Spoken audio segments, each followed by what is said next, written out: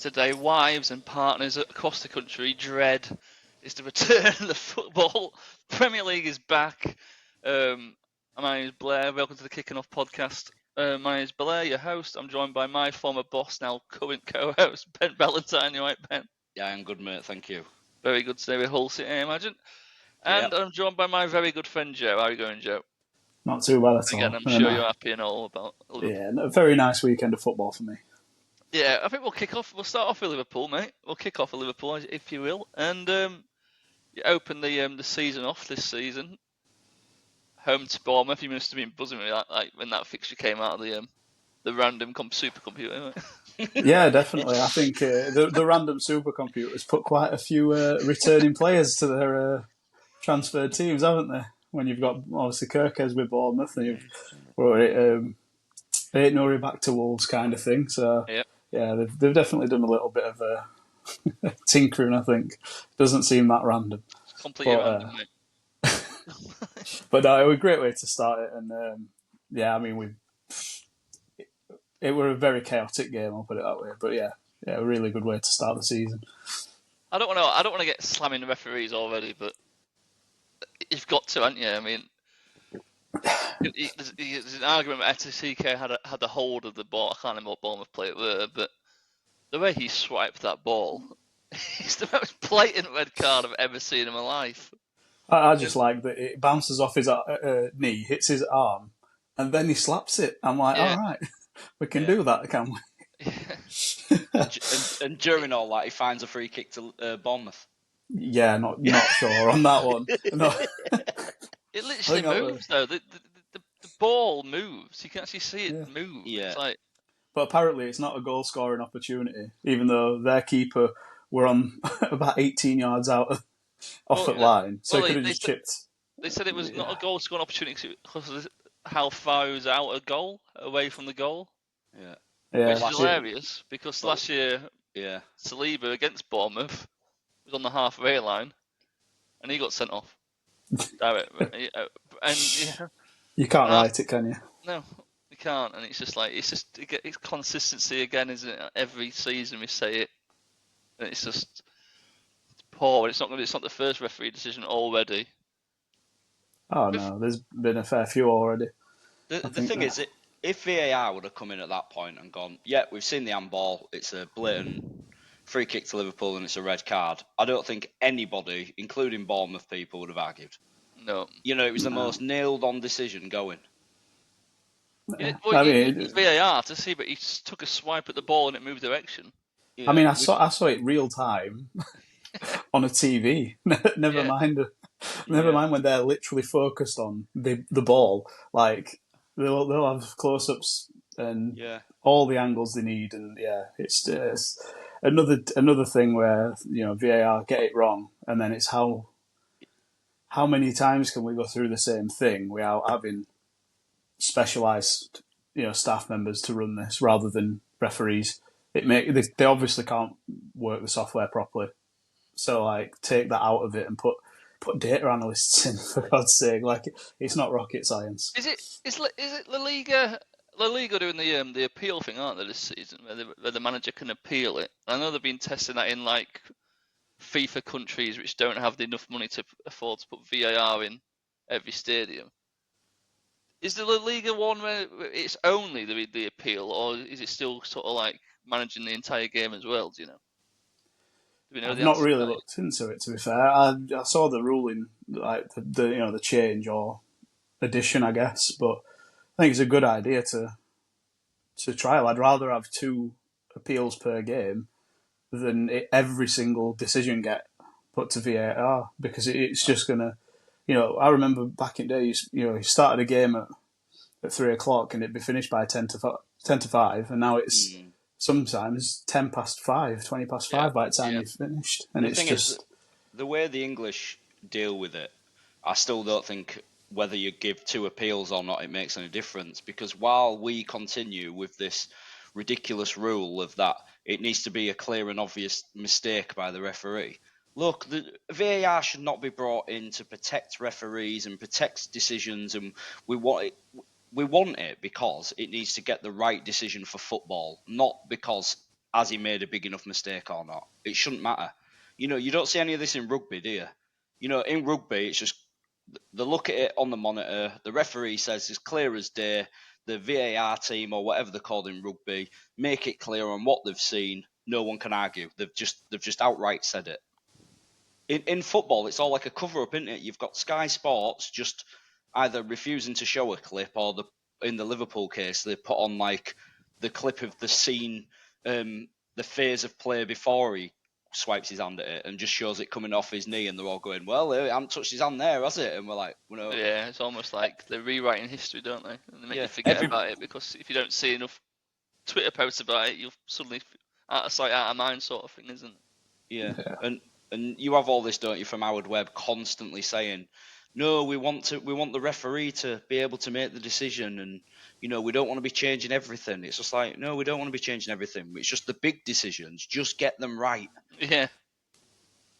Yeah, it's like when two players come together and you can sort of go, oh, well, you can see what they're both holding each other, so you can sort of see, well, we'll get into that holding each other, because that happened all the game against Man United Arsenal. Yeah. So anyway, we'll go back to the Liverpool game. The goals. I mean, you must have been buzzing at a TK his first goal, Joe. The reason why I really like that goal, because I'm not very good at football, and sometimes when I win a tackle against someone who's better than me, it always just seems to hit their shins and they get control of it again. And I was thinking, how the frick have you just managed to get control of it, even though I've tackled you? And good players, is that sort of fluke? That good play, it just happens for good players. And the way, go on. I'm gonna say the way he won the ricochet, and he just his first he just drove forward, didn't he? And he just hit it hard and low, and it's just exactly what you strive to do, isn't it? Like, it was literally, as soon as that went in, I turned to Brooke and went, "That's perfect. That's exactly what I wanted from him. Just an assured finish, bottom corner." Granted, he could have probably had 2 or 3 in that game, but he took his goal well. He's created one as well. Like, I can't give him enough props for that game. I thought, when you look at a player, you just think, he's actually got a lot in there. He can come short, he can play in behind, he can drive at players. He's actually got quite a few attributes that I weren't privy to. Yeah, didn't really watch loads of him. I watched him on a Friday night when I won a bet once, though. That were good. Won 50 quid off for him scoring a goal, so that were good. But no, he looked fantastic, to be fair. He's literally one of the players we've been missing, I think. He reminded me of Fernando Torres, to be honest. Yeah, he did for me as well. I think his movement's similar in a lot of ways. And the shirt he's wearing is similar to what a Torres shirt wore as well, with that little white trim around it as well. It's quite weird. Ben, what did you think to it was so it went 2-0, didn't it? He scored early on in the second half, right? Yeah. And then I think Liverpool did really well because Bournemouth were very, very good, and I think they were going forward. Yeah, they were, and I did find it frustrating at times when I think Jamie Carragher should be absolutely banned from being on any Liverpool. Completely agree. And Gary Neville should be banned from Man United because it's so biased. Agreed. It's ridiculous. They're literally going like, well, Liverpool have had all these changes at the back. I'm thinking Bournemouth have literally got... all they've got left is Senesi, who didn't even play last year, really, because the other 2 centre-backs played. They've had a full And I'm pretty sure Senesi played left-back for him a while ago as well, so I do feel for Bournemouth. So yeah, I thought at times Bournemouth were really, really good. I thought they made it hard for Liverpool. It certainly was not an easy night for Liverpool. And they definitely had their share of being competitive in the middle of the park, and looking at that Liverpool team, you're going to have to control that, aren't you? Because if you let Wirtz roam free, you're going to be in trouble. I thought they did a good job with him.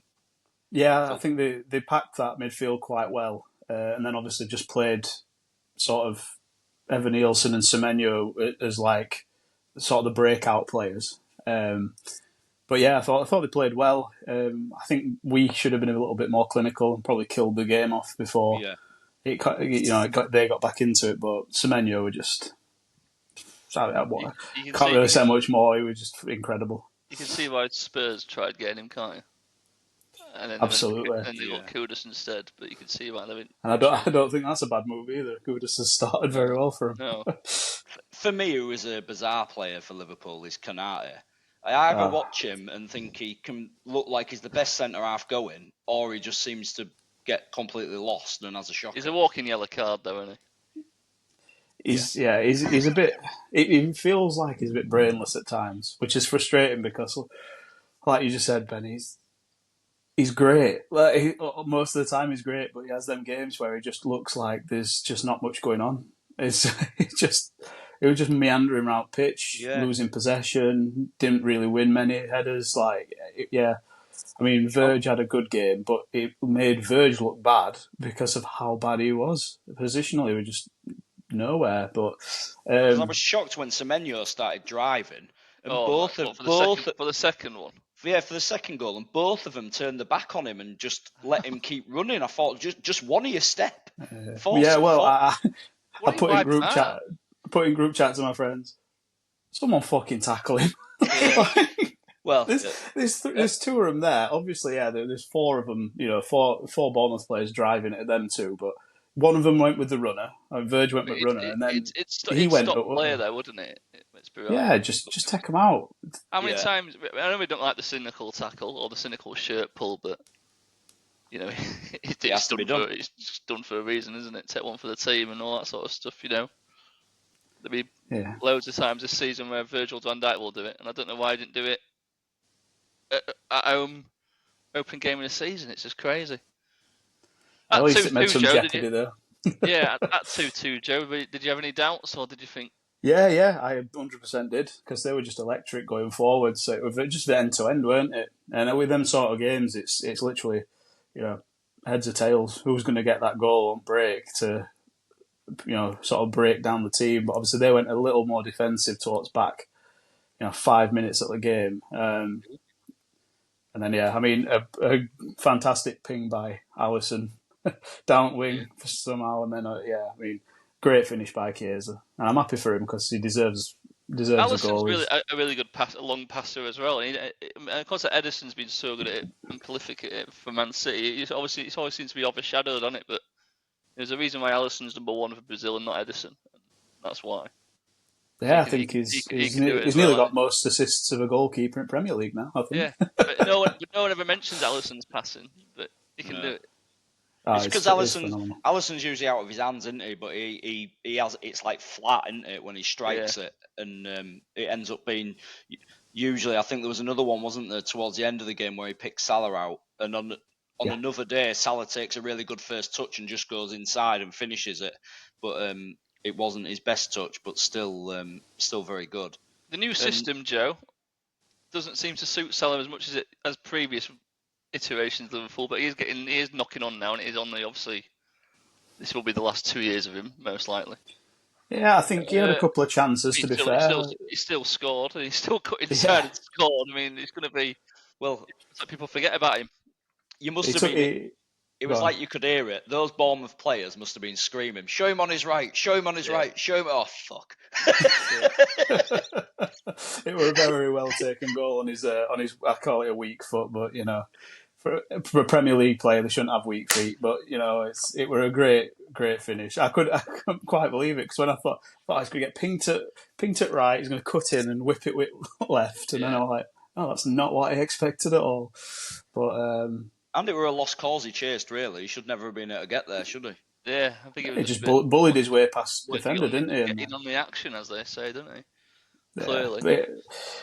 But yeah, really good way to open it. I think it was quite frantic. Set a good staple for what I'm going to expect for the rest of the season, because with this current defensive line, obviously getting back to sort of knowing each other and bringing in the two new players, it's going to be quite a topsy-turvy season. Yeah, do you think... Has a team ever won it before by being that sort of like, we'll score more goals than you? I mean, Kevin Keegan's Newcastle's the most famous for doing it, isn't it? And they didn't win it, is it? United did it, but not to that extent, didn't they? Under Fergie, it would just attack and see what happens, but they had very good defenders to back them up. So they also had two teams to worry about. I think it's how he manages it, it's how Slot manages it, because he's going to have to know the time when to get either not start Frimpong and bring him on to cause problems. Because Conor Bradley's brilliant defensively, isn't he? Not many people do him. He's great going forward as well. He's quite hard done by not to be the starter at the minute, I think. Yeah. But obviously he's injured at the minute, so it's kind of made that decision a couple easier. of times where Frimpong did some really good like recoveries and last ditch tackles the other day. Yeah, I mean, I'd say majority of Bournemouth's play came down their right and our left. So yeah, and that's Kirkez's position, and that I was think that was the same against Palace the other day and all, weren't it? Yeah, I think Kirkez pulls in too much sometimes, so he's not covering that wing as much. Yeah. So it kind of throws everyone off balance. I think if he can stick out on the left-hand side rather than coming in a bit infield, it'll be a lot better. I think under Robbo, though, he should, pick up some good habits. That must be a tactical thing, because he didn't do that at Bournemouth, did he? He gave them a lot of width. Yeah, and I guess it's to try and pack the midfield. It might be because Gravenberch is banned, so they'd be trying to sort of protect that, the inner space. But when it was Semenyo doing all damage down that side, you want him to stay out there for a bit and make sure he can't get past, because he's got enough pace to catch people. So but yeah, great way, and I can see us getting a few of those sort of results where it's we'll score more. We should have the team to do it with how much we've spent. But yeah, really fun game to watch. Well, the next game, Newcastle. That's going to be a tasty one, isn't it now? It's good, yeah. Away as well. Yeah. Monday Night Football, the pressure might be on. Your teams might have pulled away. I think the Newcastle fans might be well up for that one. A little feeling about that. Oh yeah. Eddie Dunhaff know how to set up his team though against the big boys, doesn't he? It makes it very hard for everyone. I know, but the Newcastle fans are going to want blood, aren't they? What's happening in Ibiza, can't they? So it's going to be with their players as well. With Bruno and Joe Linton. We're probably going to get a few bumps and bruises along that 90 minutes. Yeah, so I'm looking forward to watching that. It's Monday Night Football as well, isn't it? So you're playing after everyone else is finished. I'll tell you what, Ben. I was very impressed with Thomas Frank's Tottenham. I can't get my words out. Thomas Frank's Tottenham Hotspur. Yeah, we'll just call them Spurs. We'll just call them Spurs. Yeah, within 3 minutes, they've had the ball in the box and forced a great save out of Dubravka 3 times. So one great save, and the ball's been in the Burnley box within 3 minutes. Last season, Brentford had the record, I think, or something for scoring in the first couple of minutes, back to back, weren't they? And it seems like his Tottenham team's going to be well on that as well. Like just direct every ball, just seems to go straight in the box, and we say it all the time, don't we? That's what we want to see, isn't it? Yeah, it's exciting. I've been saying it for a while now. I think all of this boring possession-based football and just keeping the ball for the sake of it's over, unless you're Pep Guardiola and you've got all of them players. He can do what he wants, but everybody else, I still remember watching a thing with Rafa Benitez and him saying how much he hates it and how all the goals at the World Cup were scored with less than 6 touches front to back. It's just teams getting at teams, and it causes problems, doesn't it? You want willing runners, and Mohamed Kudus, oh my God, he absolutely destroyed them, didn't he? Yeah. Showing what he's about. He's showing what he's about. Some of the deliveries he's put in was unbelievable. It helps when when you're aiming at better players as well. I'll just put it in a good area.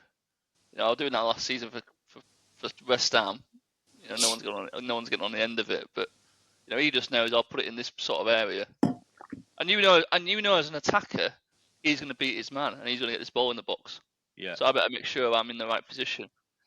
But Richarlison as well is a confidence player, isn't he? And I think if Thomas Franks put his arm around him and said, "You're going to lead the line for me, you're going to get your chance," you've seen what he's like when he gets subbed. He usually cries.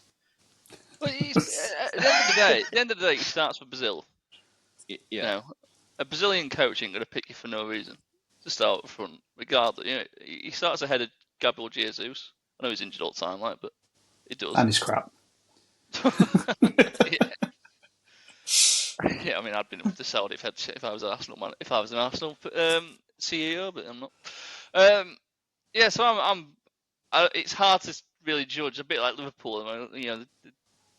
I think Bournemouth will be down there this season just because the back line got decimated, and you know Burnley are going to definitely be down there, aren't they, this season? So it's hard to really judge. But I did think Tottenham were very impressive what they did to Burnley. Bergvall had a very good game as well.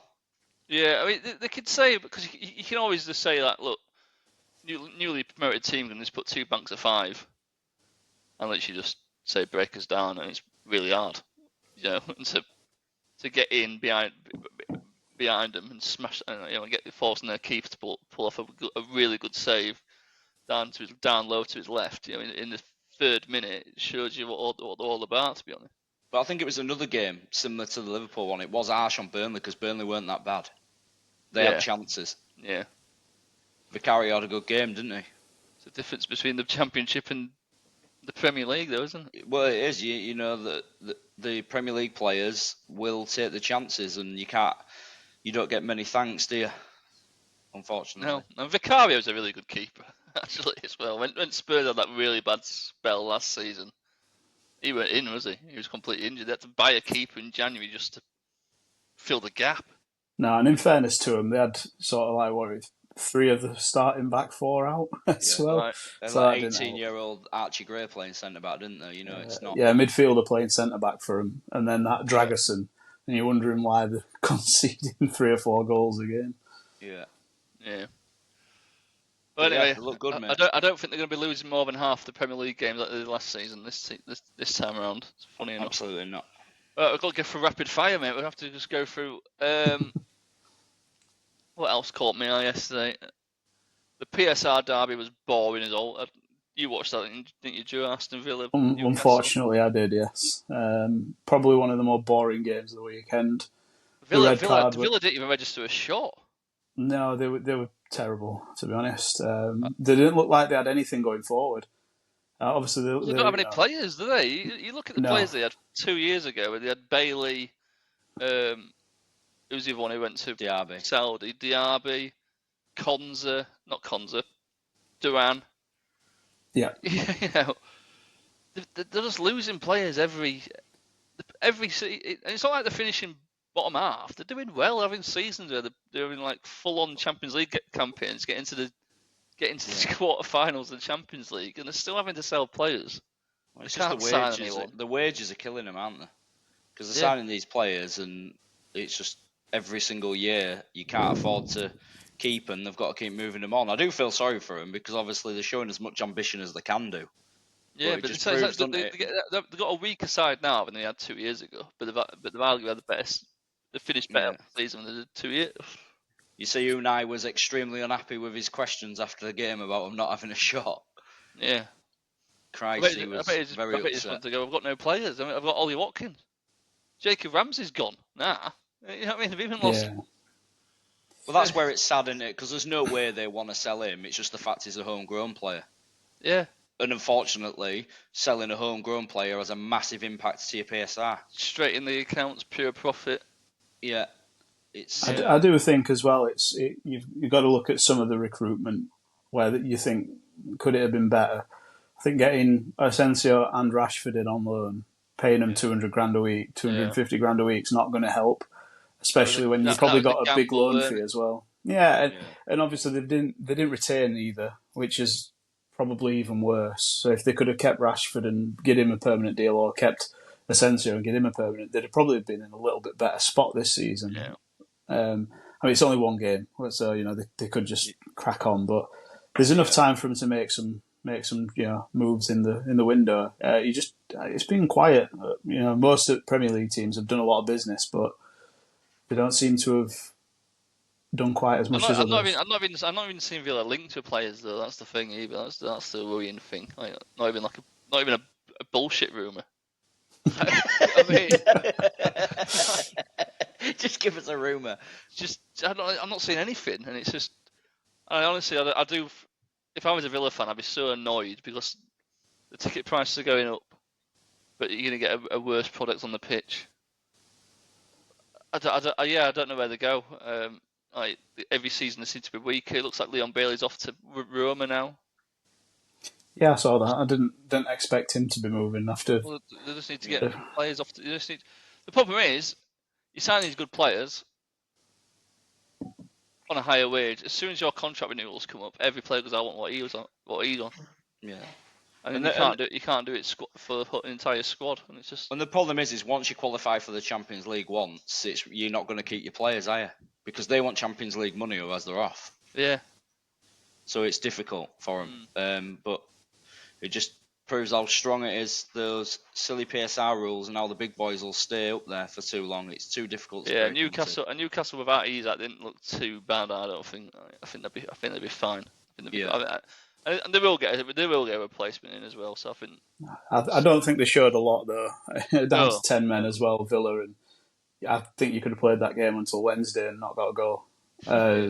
It were very, very devoid of any.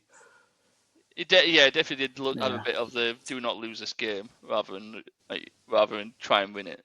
Was Visa not going? Well, Visa will score some goals. As much as the Newcastle fans do not want him, I don't think it's bad business.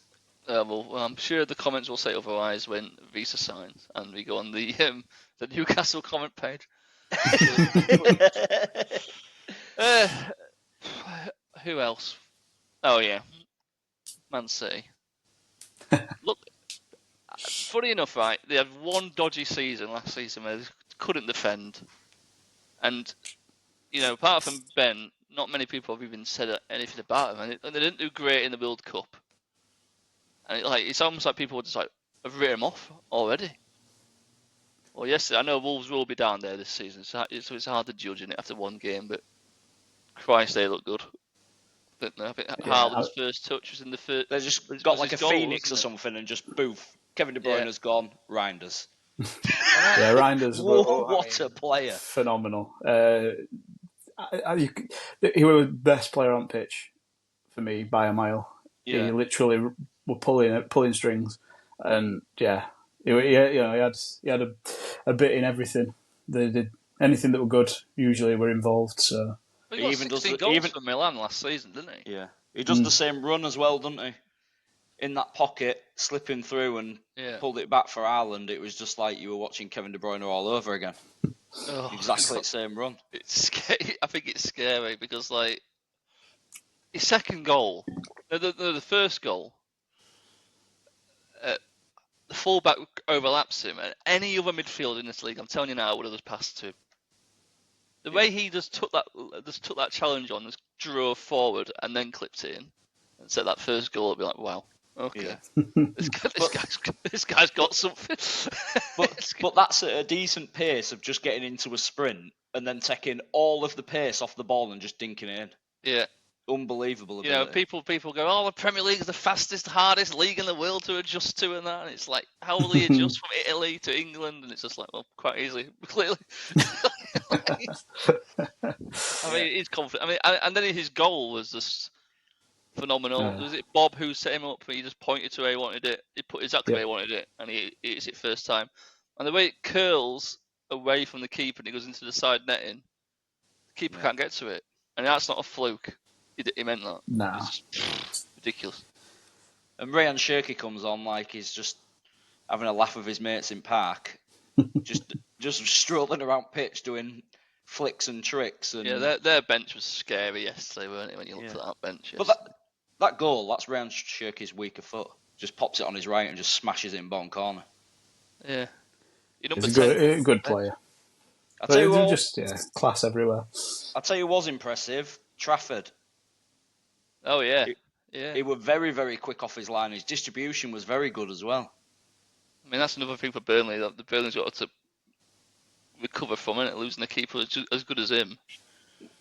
Well, I heard a very popular radio show hammering Burnley for the decisions on their transfer dealings that they've done. For one, they didn't have a choice that Trafford left. No, because it was in his contract. He had a buyback clause. Yeah, I do. But a secret one either.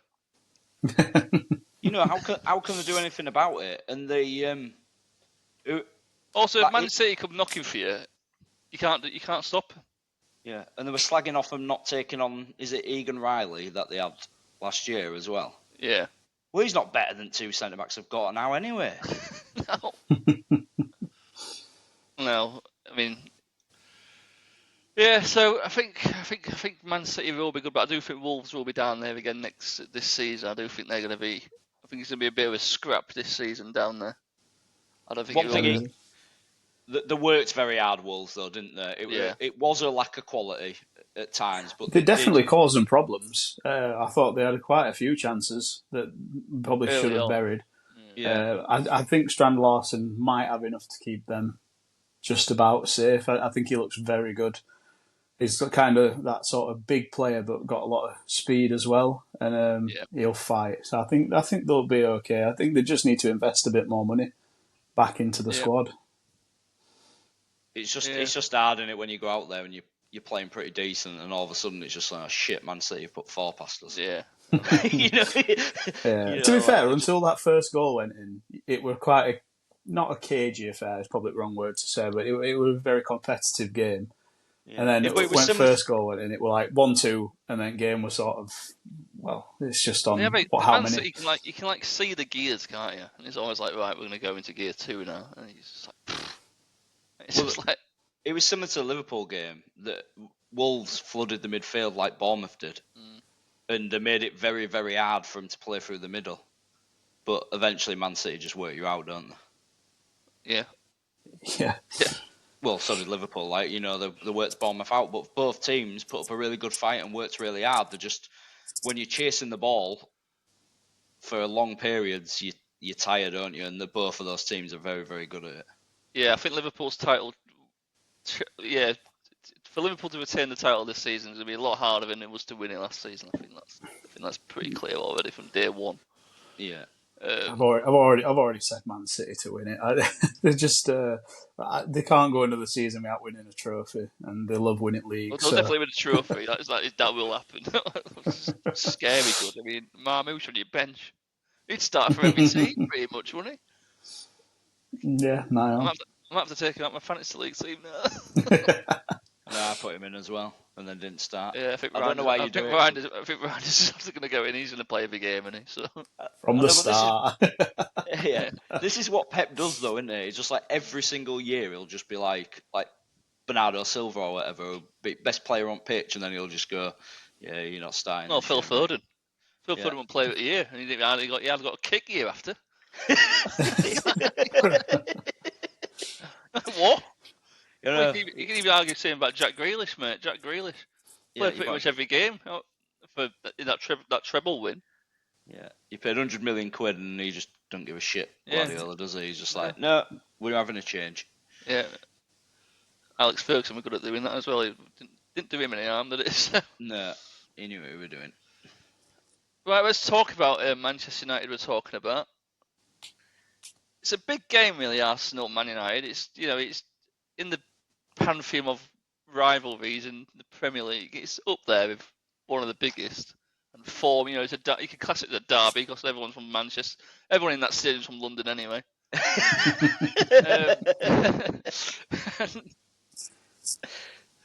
And it played like that kind of. Well, first game of the season, we didn't really know what to expect. I thought Man United's tactics quite clear. It's Bruno Fernandes ping it to Embremo, pretty much, isn't it, Joe? Like, that's pretty much the deal. Every chance he got. They did. But it were effective. It was. I think Bruno's relishing having a decent player to aim at, I think. Yeah, and I think when you got Cunha saw the other side of it, and he's better probably on the ball than Embremo is. But they've got the makings to have a decent season. It's just whether they can. It's whether they can defend well enough to keep the leads that they will inevitably get. They can't defend. Yeah. But, I mean, to be fair, today I thought Arsenal were horrendous, if I'm being honest. They showed very little to me going forward. The defence were just about all right. I think if they didn't have one of either, Gabriel or Saliba, that probably would have been a 2 or 3-1 win for United. I think they had enough sort of going on, but with them two in middle, it's hard to get past them. 1-0 to the Arsenal. 1-0 to the bothered. Arsenal was a famous song sang when George Graham was in charge. Well, I've been saying it for a while. And it might be the same this season, by it sounds like. Arsenal are very, very boring to watch, in my opinion, at the moment. Oh, for the last couple of seasons. But this is no dig at him, because Arteta is not bothered. He's got that team quite happily. Will just grind games out, and he'll take great confidence in that they'll defend it good enough. And going away to Old Trafford, he's not going to worry one bit about first game of the season as well. It being ugly and getting a 1-0 win away at Old Trafford. He's not going to be bothered. And they've got new players. Yeah, Man United's got their new shiny strikers on the pitch. You know, the fans are well up for it. They're well up for it because they want to impress. But Arsenal Man United is just one of those games where it's never going to matter where each team is in the table. It's always going to be massive and competitive. Yeah. It was definitely competitive. I'll give you that. It was just I think it was devoid of a lot of. It was ugly, weren't it? There were not much good stuff up top for either team, really. There was so much shit pulling for me from both players, both sets of players. It was just well, I looked at the goal. I was on my way back from Hull, so I didn't see it. I looked at the goal, and yes, you've seen them get cancelled out because someone's touched the goalkeeper. Yeah. But if you look in the box, there is so much shirt pulling from both teams. All of us, Mendy. It's just like both teams. That's probably why it didn't get ruled out, because both teams are absolutely having a wrestling match all over, aren't they? Every striker and attacker's got hold of each other. It looks like Arsenal might have got a little tactic for the new holding onto the ball rule as well. I don't know if you saw, but Gyökeres got pulled up by the referee because he was not getting his yards. And I saw a few people on Twitter saying, is that their way of trying to get a free corner out of it because they know how good they are at corners? I'll tell you something. It's an interesting one. He did. I think they've signed the Coventry version. Yeah, he looked like the player I remember seeing at Hillsborough, you know. And it looked like he was on. It looked like he went Coventry to Arsenal. I know it's one game away at Old Trafford. It's not easy. But he looks slow. His touches were awful. It weren't a very good debut at all, was it? Let's be right. No, and then it took off at 50 odd minute as well. Yeah. But then Havertz came on and didn't look much better. So I think they'll probably have a little battle for who's playing up front for them this season. From the points that I saw, and by the sounds of what I heard on the radio on the way home, it wasn't much different. The strikers were just so isolated against three defenders that what do you expect them to do? You know, it's a bit of a thankless task, that, isn't it? When all that you're doing is playing off scraps all game. Well, you don't get any space. You don't get much space in the Premier League. Not like Portugal. You can just stand where you want, and then it looks like pressure's on though. They've got Leeds at home on Saturday. Yeah. He's got to score, hasn't he? You know, that's the problem. You know, you've come in big shiny number 9. You're the person. He's supposed to be the person who scores all the goals to get him to win this title. Yeah. So that's been the thing, hasn't it? All the fans saying we're just one. Number 9. We're just one number 9 away. So this is the time. So this is it now. And I'll keep you in my fantasy league team a few more weeks, mate. But you're getting bombed out if you carry on like that. I thought Odegaard was good today. I thought when he had the ball, he was like the only one who got Arsenal going. I thought today, and I thought he ran his socks off, and I thought he was very good. He had not as good as Reinders, but the way he was constantly driving forward with the ball, I thought that was good. We better talk about Sunderland, mate. Yeah, Sunderland. Bloody hell. Absolutely blew West Ham away, and I think West Ham are in serious trouble. A friend of mine who's a West Ham fan texts me saying all the football's back, yeah. But yeah, they don't look good at all, do they? West Ham. I think it's a weird one, isn't it? Because they've got got Potter with his system, and I don't think it's suited to a few of the players. And they've lost Kudus. Probably going to lose Piqueta. I think that Edson Alvarez might be off. Is it? Yeah. it's a weird one for them. And then they're another club with the PSR sort of hanging over their head as well somehow. Yeah. But obviously, I think the deferred transfer for Tadibo is the thing that's done them in. So they've had to pay out 40 million this summer. So it's on a player who's a big chunk of your transfer budget gone already, isn't it? On a centre half, is it? Yeah. I do think Doof looks good. Yeah, he's electric down that side. We like him. Yeah, he's a good player. Yeah, just not. Yeah, a good left. I don't see many goals in it. No. There's not many goals in that team.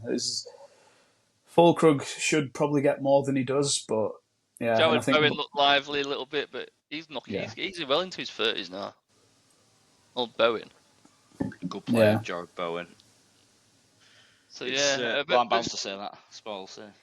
But Sunderland, I'll tell you something about Sunderland.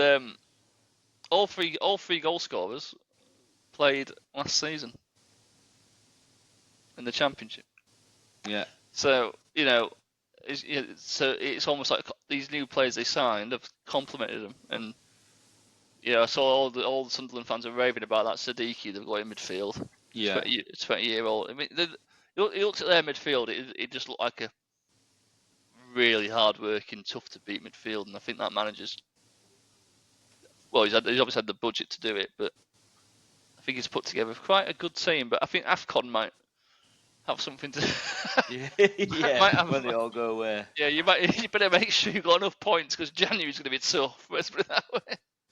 Yeah, especially at that time of season when you're going to have injuries as well. Fixtures pile up and all, don't they, as well? Yeah, because it's usually the make or break, isn't it? I think we're at Hull a few years ago. I think I had like 27 points before Christmas or something, and then got like 4 after.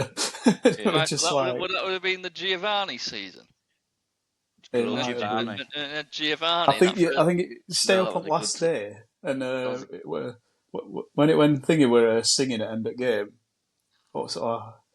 Phil, what's his face? Phil Brown. Phil Brown. It would have been Giovanni. Yeah. That first half of that season, he was unbelievably good, and then he just disappeared off face of earth. Didn't he? I don't think he even saw him again. West Ham keeper, is it that Hermansen that they got from West Ham? Hermansen, is it? Oh my God, he had a shocker, didn't he? Did you see that? 90 million euros they spent on him. So 70 million quid. Like the Dan Ballard header's decent.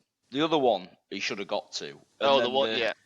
And the third one, I just don't understand how he's not got to that. Yeah. Isidor's hit it all right. Yeah. And he's nowhere near it. I'll tell you something. We say it. I've got a bit of a soft spot for Sunderland because I don't know if you've watched Sunderland Till I Die. Yeah, I have. But it's a great documentary. And the reason why I like the documentary loads is because one, it's a northern team, and two, it seems to follow the fans who are around more than the actual players. Yeah. And they are obsessed with that football club. And it's easy to say when there's 40-odd thousand. I saw it in the playoff semi-final in League One the other season. Like when it's going well, and there's over 40,000 in that stadium, it's a very, very tough place to go. And it's bloody noisy. When that first goal going, the noise on the highlights was just ridiculous. So yeah, when it's got a bit of the flip side of that, when it's going bad, it's really bad. in that stadium. So I remember going up to watch Rotherham away in their hunt for promotion. They got promoted. They got promoted, yeah, because they got a 1-1 draw up there, but Sunderland were battered for like 90 minutes and ended up scoring in sort of 89th minute. I think we had own goal, yeah. And it were because they were just on thing. I think they ended up going up. Who scored the goal, weren't it? It was, yes, but it were electric. And crowds were mad, and it's a great stadium to go to. Well, there was another London derby today. It was Chelsea, Crystal Palace, or Crystal. Yeah, it was at home. It was at Stamford Bridge, weren't it? Mm-hmm. Did either of you know about the 1 metre rule in the 4-man wall? The wall. I did not. No. I did know about the rule, but Has it ever been enforced? Has it ever been enforced? Yeah. This must be this is another one of these bloody rules that they're just like, right, for the first 10 games of the season, this is going to really matter and everything's going to get cancelled out, and from that point on we forget about it. I was like, it's like someone gone through the rule book. There's someone gone, oh fucking hell, we haven't been doing that one. Make sure you do that one. First game of the season. It's always the same, and every single year they pick something. You know, the other year it was you couldn't stand in front of the ball, and if anybody even stood in front of it, there was yellow cards. And after 10 games, people just got away with it, and they stopped being as. I know, but it always seems to go against a smaller team. You know, not the big six, the Elite Six. Yeah, it always seems to go against them. You know, I think when I saw that, kicking right off here about the ball, because I was watching it in pub earlier, so it was loud. They didn't have noise on or they didn't have sound on, and I thought, oh, it must be for foul because he literally pushes him across box to open up that space. I'm like, it must be for that foul, and then it came up law 13 or whatever it were, and I'm like, what? Like, what is going on? But where's the law for blatant handball? You didn't see that one, did you? No. Again, it's not obviously the letter of the law. It does seem like it's a right decision, but it's also just highlights the inconsistencies even more, doesn't it? But if Gay doesn't do what he did, which is minimal, what you see him pretty much every free kick. It won't change a thing anyway. That ball just flew in that back of the net. Like, no, it's not like moving him out of the way. He didn't move him out of the way, did he? Yeah, he did. He launched someone across box into the wall. He did, yeah. He pushed him like a yard into the wall, didn't he? Like away from where he was stood. So he did sort of move the player out of the way so the ball would go through. But again, it's right. So the ball would have hit the Chelsea player more than likely, or he'd have had a better chance to actually intercept it going through. I mean, not with velocity that. As it hits it, but it's the frustration though, isn't it, of that being given? Yet every single set piece you're watching defenders or attackers just literally all over each other. It's just like nothing gets given anymore. That they need to clamp down on that and just start giving penalties, don't they? Well, they always give it the other way, don't they? They always give it the other way, don't they, to make it so it's easy. Yeah, because it's easy to give a defensive one, isn't it? Just think, right, I'll cut that out. I'll just give a defensive one because no one's going to kill me because I've given a penalty. Yeah, but that's what they were banging on about a week before the season. Oh, we're going to penalise anyone who's grappling in box. We're going to be a little bit more brave and give penalties, and we've not seen anything. Arsenal Man United today. Arsenal Man United today was ridiculous, mate. Yeah. I didn't mind it. It's like, I have no dog in the fight, if you know. So I quite enjoyed it, the scrappiness of it, but the Arsenal goal, if you watch it back, the way Cunha is literally... Zubimendi's running, and he's like dragging Cunha with him across the inside. It's incredible no one does... That weren't a penalty, do you know what I mean? Maybe... Yeah, I mean, obviously there'll be loads of examples of an Arsenal player holding a Man United player. I get it. But, it happens all the time, doesn't it? Yeah, it's bad. It's bad. I think Brighton Fulham was a bit of a boring affair from the highlights. I think Fulham might be... I think they'll be fine. I did watch Soccer Saturday, and apparently it was dreadful. Yeah. Apparently Brighton should have had that game well and truly dead and buried. How Fulham got anything out of that is a bit of a miracle, really. But that's football for you, mate. That's why we love it. It's not over, is it? Can't predict it. Well, you can, but it's hard to predict it.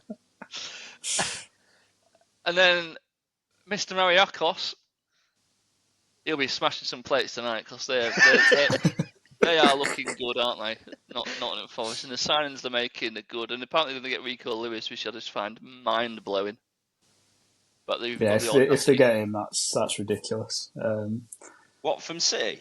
Yeah. Apparently they've opened talks for him. Yeah, they're talking City about him already. No. Well, the hell City going to play it right back? Well, they'll just buy someone. Well, no, they'll probably just buy they'll just spawn someone out of the youth, won't they? Yeah, there'll be someone. He's all right.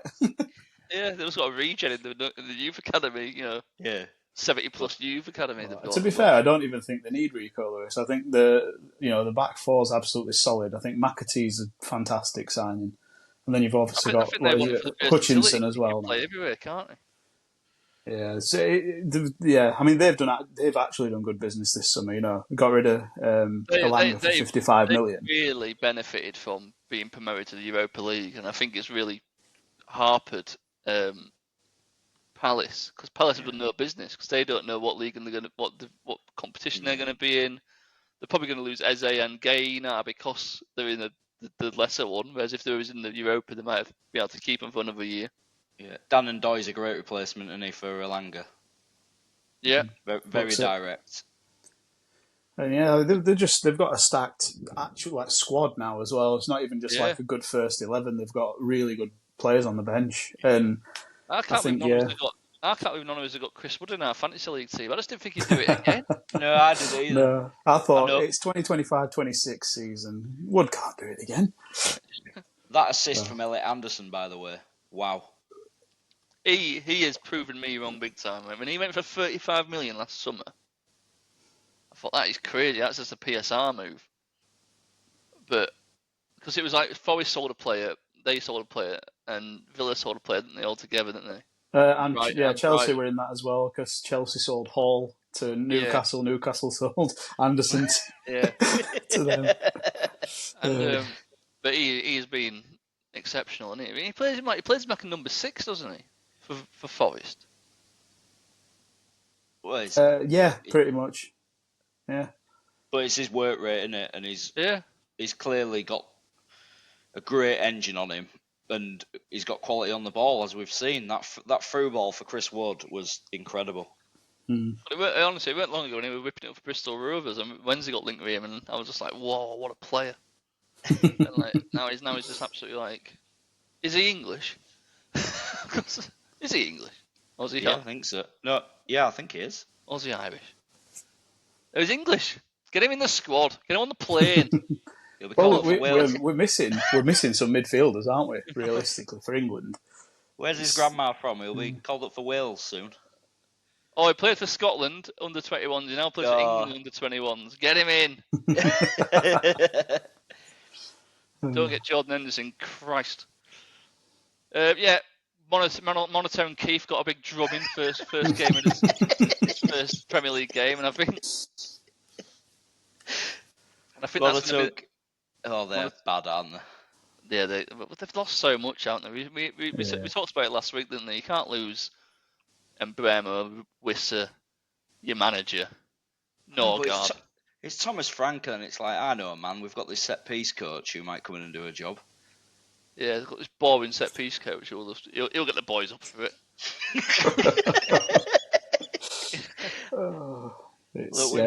Not good. You would think, wouldn't you? Especially with and it's about time they got relegated as well. Get the small clubs. They're at the Premier League. When's he deserved to be in that division? We're massive. Yeah, might just need more than 14 players, mate, to do it. Need more than 40 quid and all that. 40 quid, I don't think. Go on then, Ben. I can see the time. I think we're going to be a Premier League show this way. Go on and talk us about Hull City then. I know you're proud of the lads today, aren't you? Yeah, brilliant today, mate. It was 3-2, but it was just a case of, I think Oxford maybe had 3 chances all game, from what I can remember. 2 of them they scored from Hull just not dealing with the second ball very well when they just launched the ball in the box with Will Volk's throw. And Hull haven't dealt with it very well, especially on the second ball, and they've just hit two volleys straight into the bottom corner. Right. And but it doesn't tell the full story of the game. I think Hull massively dominated the first half. It went in 2-2. Lovely passages of play, just really good all round. You couldn't really fault anybody other than, not fighting for that second ball, probably being a little bit too far away from him when it dropped out. And then second half, fair play to Oxford. They've tried to shut up shop. They've gone 5 at back and tried to just hit Hull on the counter. Not that. I think is it Phillips? What's he called? The winger. He's been around forever. Oh yeah, Matty Phillips. Matty Phillips, yeah, he hit a good shot, and Pando made a great save in second half to keep him out. But other than that, They still got Josh Murphy playing for him and all. no, is he injured? I think he's injured? there though, isn't he? But I think he's injured. And then it was a case of Hull just tried to break them down. They defended really well, and eventually Jurkovic went 4-4-2, mate. Put two up top. Love it. Switch the wingers round. Put a left footer on the left, a right footed right on the right, and said, "Put the ball in the bloody box." Yeah. And your mate, Mister, I've now matured a lot. Ollie McBurney has got the winner for us, mate. What a player! He makes me sick. But so many good performances, mate. Ryan Giles looks like a complete new signing. Absolutely. A lot of ex-Blades in that team, aren't you? Yeah. John Lundstrom's range of passing is incredible. He never stops talking. You can just hear him. The Scouser all game, bollocking people, directing people around. Him and Charlie Hughes are going, and another Scouser scored today as well. Joe Geldart. Yeah. Got on the score sheet again today. And Matt Crooks, mate. Yeah. Who I really rate. I know a few Rotherham fans loved him, mate. Trust me. I just like how he just makes those late runs and makes things happen. And can hit the target, unlike Regan Slater. It's good to see one of the Yorkshire and Humber teams at least win this weekend. I think it's only them in York who actually did anything good. Yeah. So although it was 3-2, they played really well, and they deserved more out of it than what they got. It wasn't the game that it looks like on paper. I thought they played really well. Yeah.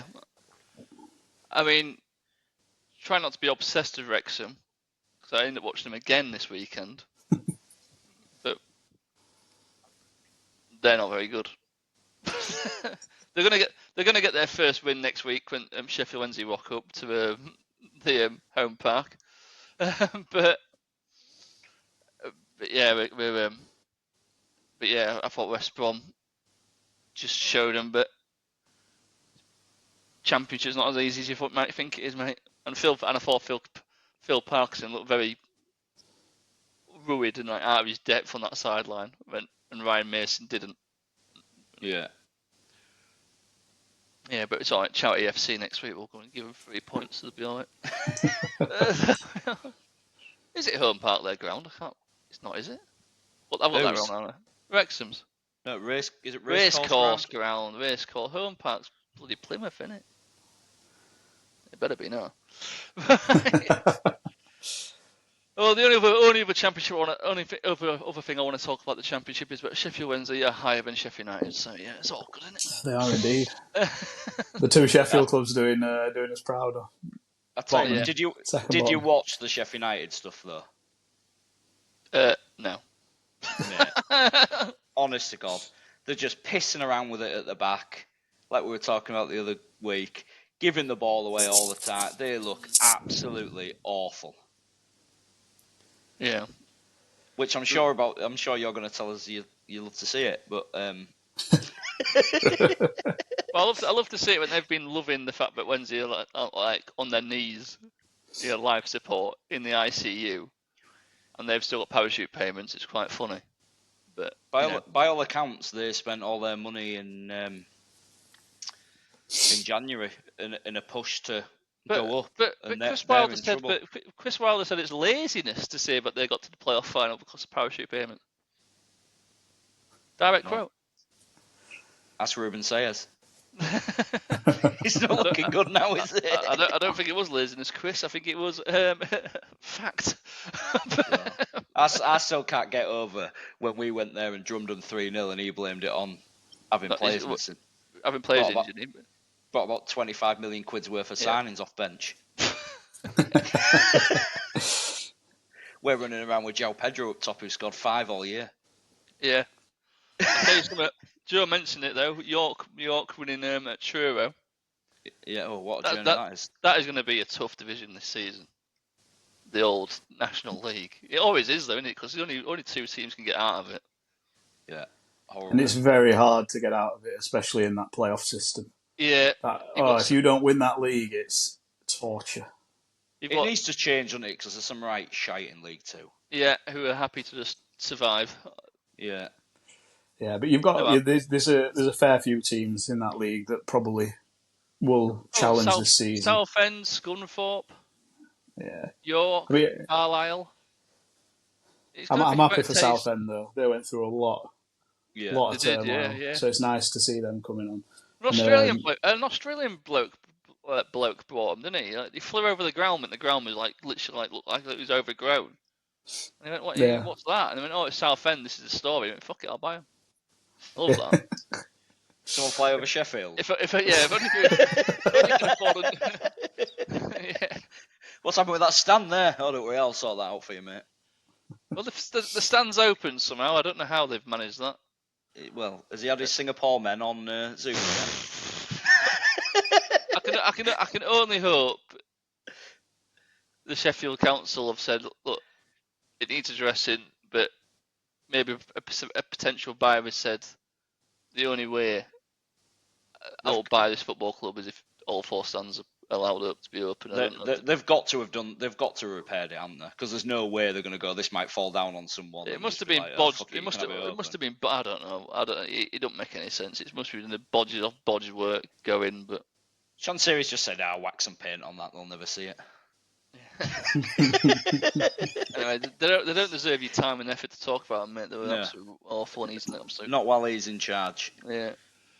Well, that's about it, really. I didn't really pay much attention other than Swindon keeping my going to win me some money this season. Come on, Swindon. One all the way. Did you see anything else before we move on to a quiz, or are you happy with what we spoke about tonight? Only thing I will say is great news for Morecambe getting their the takeover accepted. That's massive news. So good to hear. Gives me a glimmer of hope. There's plenty of stuff we saw, Blair, but we're already an hour in, and we can't go around talking about every single league of football we watch, have we? No. My wife's already killing me for watching every single bit of football I can possibly watch. Well, I saw Lamine Lamal scored a worldie again. He's alright, that kid, isn't he? I think he's got something there. Yeah. Pressure's on Xabi Alonso, I think. It'll be a tough season, I think, in the league. Right, we'll do a quiz then, mate, between the two of you. So it's the most goal involvements, top 10 most goal involvements for any Premier League season. So since the Premier League started in 1992, 10 of them, the top 10 have had the most goal involvements on the first game of each season. Not individually, as a collective, so obviously, you know. Does that make sense? So the players who goal and assist opening game at season, the top 10, right? Okay. So who's got the most goals and assists over the seasons? Right, we'll start with Joe first. I'll go with.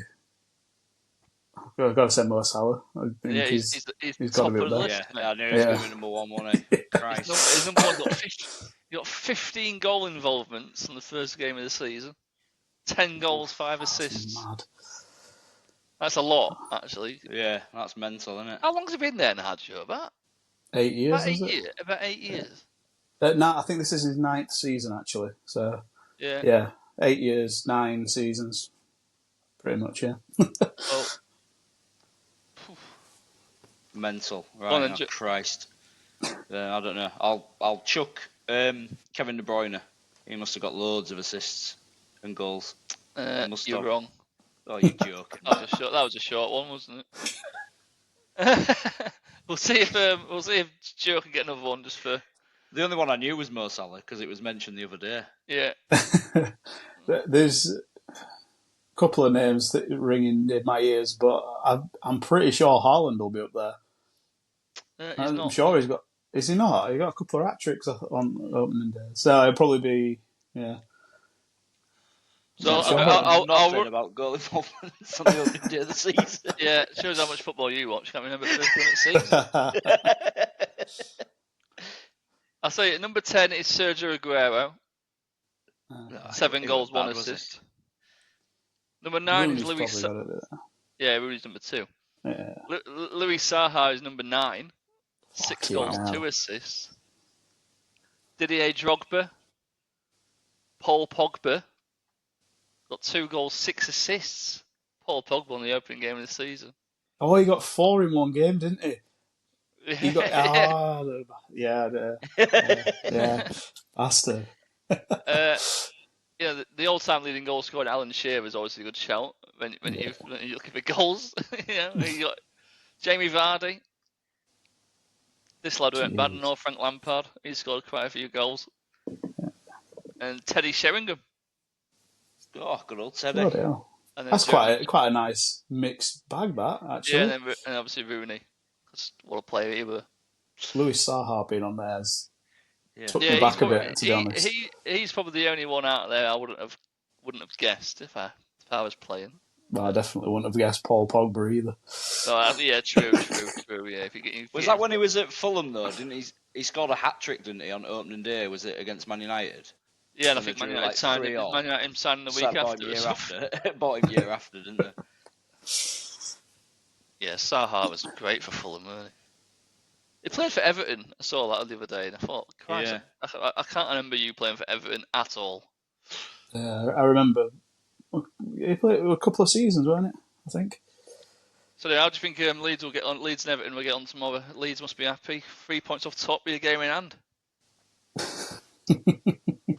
I think it's got makings to be very boring or very, very entertaining. I don't think there's going to be much of an in-between. I think it will be Leeds will have a good 15 minutes, then Everton will win 1-0. That is my prediction. Is it at Everton or is it at Leeds? It's at Ellen Road. Okay. I got a better chance. I'll go with a 1-1 draw. I think Everton's the kind of game you don't want at the beginning of the season. Because of how they're just competitive, aren't they? You know, like the way David Moyes sets up, they make you work hard for it. And I'm going to go 2-1 Everton. Yeah, I'm looking forward to it.